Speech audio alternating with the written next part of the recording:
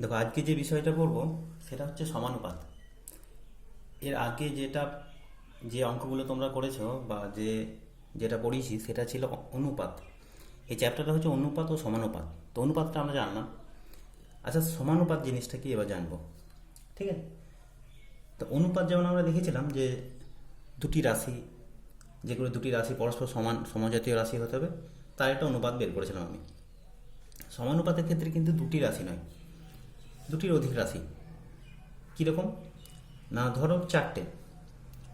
আমি বললাম যে 5:6 একটা রাশি, একটা অনুপাত। আরেকটা অনুপাত হচ্ছে আরেকটা কোনো কোনো জিনিসের একটা অনুপাত, সেটাও কিন্তু 5:6 ধরো। তার মানে কি, এই যে দুটি অনুপাত, আমরা যে দুটি অনুপাত দেখলাম 5:6 এবং 5:6, আমি যদি বলি যে এই দুটি অনুপাত পরস্পরের সমানুপাতে আছে, আমরা বলতে পারি এরকম। তার মানে কি, চারটি সংখ্যা, এখানে দেখো চারটি সংখ্যা আছে, চারটি সংখ্যাকে আমরা সমানুপাত তখন বলবো যদি দেখি আমরা দুটি সংখ্যার অনুপাত, প্রথম দুটি সংখ্যার অনুপাত ও শেষ দুটি সংখ্যার অনুপাত পরস্পর যদি সমান হয়, তাহলে আমরা সেই সংখ্যা চারটিকে আমরা কি বলবো, সমানুপাতি, বা সেই সংখ্যা চারটি আমরা বলবো যে সমানুপাতে আছে। ঠিক আছে। তার মানে সমানুপাতে আছে এরকম, এটা কীরকম, যদি আমি এ বি দিয়ে ধরি, ধরো ABCD, আমি যদি বলি যে এই চারটে সমানুপাতে আছে, আমি বললাম এই চারটে সমানুপাতে আছে। ঠিক আছে। তাহলে আমি এটা লিখতে পারি A:B। এই চিহ্নটা হচ্ছে সমানুপাত চিহ্ন, চারটে রড, মানে দুটো অনুপাতের মতো। এটাকে আমরা প্রপোর্শন বা সমানুপাত চিহ্ন বলবো। আর এটা হলো C:D। আমরা বলবো যে এই চারটে সমানুপাতে আছে, তার মানে AB:A:B সমানুপাত C:D। তাহলে আমরা অনুপাত যেমন জানি, অনুপাত অনুযায়ী কীভাবে লিখতে পারি, এটা A/B লিখতে পারি। আর এটাকে আমরা সমান লিখব, আমরা লেখার সময় এটাকে সমান লিখতে পারি, সমানুপাত চিহ্নটাকে আমরা সমান লিখতে পারি। তাহলে C/D-কে আমি এরকমভাবে লিখব। এখান থেকে দেখো, আমি যদি দেখি AD = BC, সমানুপাতের এটা হচ্ছে একটা আমার, এটা একটা জিনিস যেখানে আমরা যে কোনো একটা অনুপাত, যে কোনো একটা চারটি সংখ্যা দেওয়া আছে, সেটা সমানুপাত আছে কি না আমি এটা এইভাবে বলতে পারবো যে যদি দেখি প্রথম পদ এবং চতুর্থ পদ, চারটে পদ থাকবে অবশ্যই সমানুপাতে, প্রথম পদ এবং চতুর্থ পদের গুণফল যদি দ্বিতীয় ও তৃতীয় পদের গুণফলে যদি সমান হয়ে যায়, তাহলে আমরা তখন বলতে পারবো যে সেই চারটি সংখ্যা কিসে আছে, না সমানুপাতে আছে।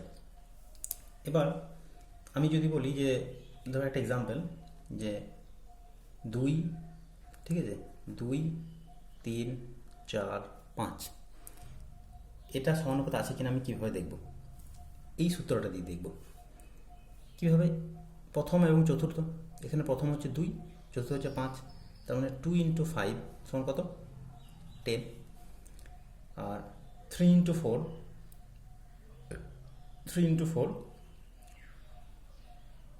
12। তাহলে এই চারটে কি সমানুপাতে আছে, না, এই চারটে কিন্তু সমানুপাতে নেই। আচ্ছা, আমি যদি বলি আরেকটা 2, 3, 4,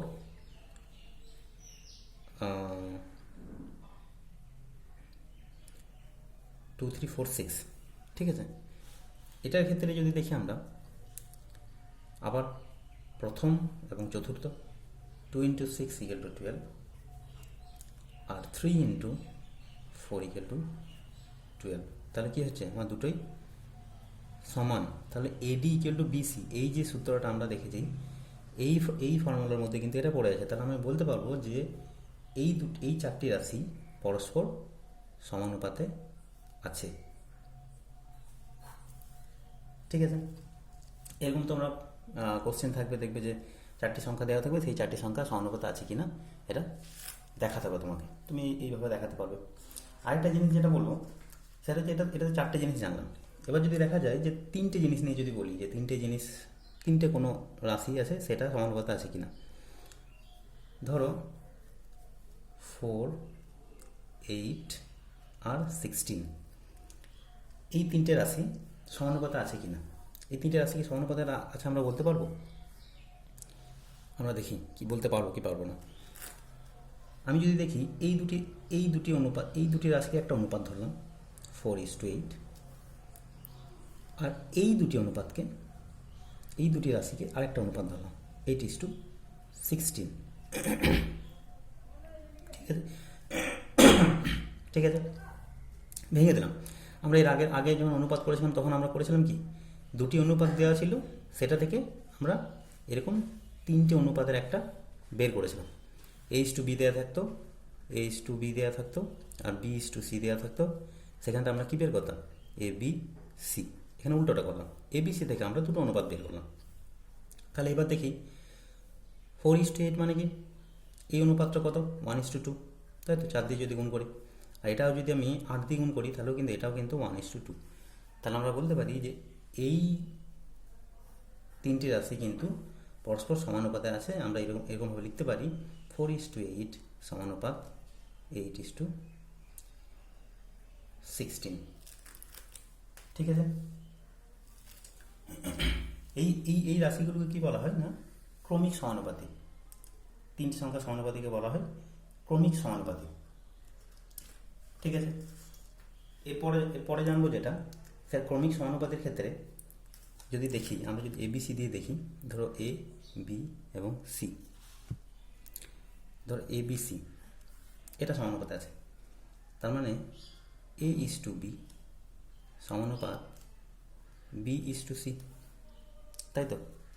তাহলে এটা আমি বলতে পারি A/B ইকুয়াল টু B/C। তার মানে কোনাগুনি যদি গুণ করি, দেখো এটা B² হয়ে গেল, এটা হয়ে গেল AC। B² equal to AC ক্রমিক সমানুপাতের ক্ষেত্রে এটা হচ্ছে আমার একটা সূত্র। কি না, আমি ক্রমিক সমানুপাতের ক্ষেত্রে লিখতে পারি যে B² ইকুয়াল টু AC। যদি এই জিনিসটা যদি আমার ফলো করে, তাহলে সেই তিনটি রাশি সমানুপাতিতে আছে। বা এটাকে আমরা ছোটো করে আরেকটা লিখতে পারি, B ইকুয়াল টু ±√AC। তিনটি সংখ্যা সমানুপাতে আছে কিনা আমরা এভাবে বুঝবো। ঠিক আছে, আচ্ছা, এই তিনটি সংখ্যা, তার মানে ABC, এই তিনটি যে সংখ্যা ক্রমিক সমানুপাতে আছে, এই বিকে বলা হয় মধ্য সমানুপাতি। বিকে আমরা কি বলবো, মধ্য সমানুপাতি।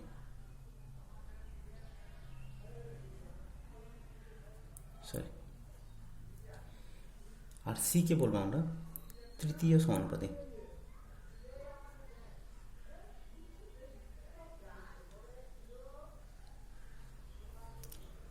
ঠিক আছে, তো এই হচ্ছে আমার সমানুপাতি।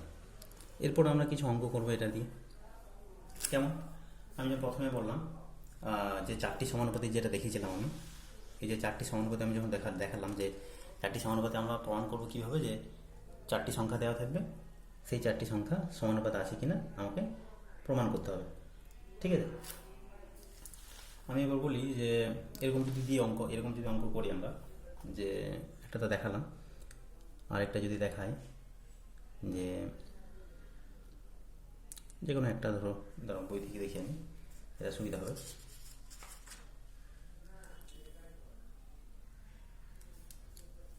একটা অঙ্ক আছে প্রয়োগ 26 -√2 6 1 আর আছে -18। এই চারটি সমানুপাতে আছে কিনা আমাকে দেখতে হবে। তা সমানুপাতের আমি কি বললাম নিয়ম, AD ইকুয়াল টু BC। তার মানে কি, প্রথম ইন্টু চতুর্থ ইকুয়াল টু তৃতীয় ইন্টু তৃতীয়। সেই সূত্রতে কি, এরা প্রথম আমার √2 ইন্টু কি -18, এটা কত হবে আমার, মাইনাসে মাইনাসে প্লাস হয়ে গেল। তো রুট আছে, রুটটা লিখলাম, রুটের ভেতরে গুণ হবে, 2 × 18 36। এটাকে আমি কত লিখতে পারি? 36-এর বর্গমূল 6। ঠিক আছে, এইবার এটা এটা হলো এডি বেরোলো। এবার আরেকটা তৃতীয় পথের গুণফল 6 × 1 = 6। তাহলে আমরা বলতে পারি কি যে হ্যাঁ, এই চারটি সমানুপাতে আছে, 1:-18।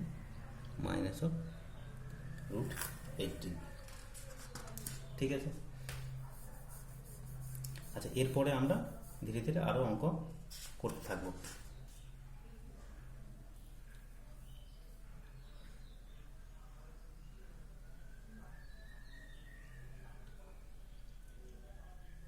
দেখো, আরেকটা অঙ্ক আছে ক্রমিক সমানুপাতি থেকে। একটা অঙ্ক আছে যে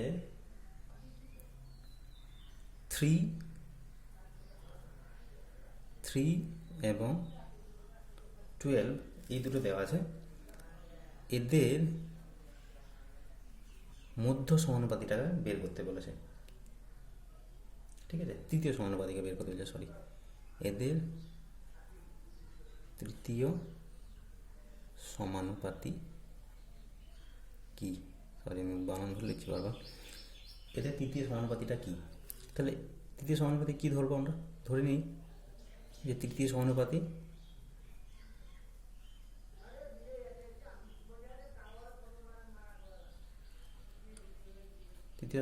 কি না, এক্স ধরে নিলাম। ঠিক আছে, এক্স ধরে নিলাম। এই যে তিনটি সংখ্যা সমানুপাতিতে আমরা কি শিখেছিলাম? এটা, তাই তো, b² = ac হবে। তাহলে 3:12:12:x, এটাই আমার দাঁড়ায়। এক্সটা হচ্ছে আমার কি? তৃতীয় সমানুপাতি। তাহলে আমার এখানে বি কোনটা? বি হচ্ছে আমার 12। তাহলে আমি সেই সূত্র অনুযায়ী লিখতে পারি কি, b² = ac। এটা আমার প্রুফ হতে হবে, এটা ফলো করতে হবে। তাহলে এই অনুযায়ী কি, b² মানে কি? 12²। আর এসি মানে এ হচ্ছে 3 আর সি হচ্ছে আমার এক্স এখানে। তাহলে 3 × x। আমি এটা ঘুরিয়ে লিখতে পারি 3x = 12² বা 3x = 12² মানে কত? 144, বা x = কত? 144/3। এটা যাচ্ছে নাকি দেখবো। 3×4 = 12, 3×8 = 24, 48। তাহলে 3 এবং 12-এর তৃতীয় সমানুপাতিটা হচ্ছে কি না, তৃতীয় সমানুপাতিটা হচ্ছে আমার 48।